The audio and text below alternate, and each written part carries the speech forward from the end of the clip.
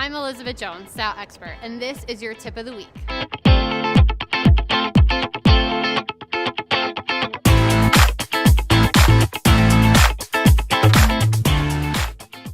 Keep your life organized, from your closet to your jewelry, down to getting quality hangers. Look at your week, plan ahead. Look at what the weather is. Start to plan like you would a meal plan so that you can prepare to get out the door faster during the week. Put together your layers ahead of time so you don't have to overthink it and you get out the door when you need to. Plan one cohesive handbag for the week so that you can start to pack things ahead of time and it'll make your life really simple. And that was your style tip of the week. Was that tip helpful? Make sure to subscribe to our YouTube channel if you want to see more.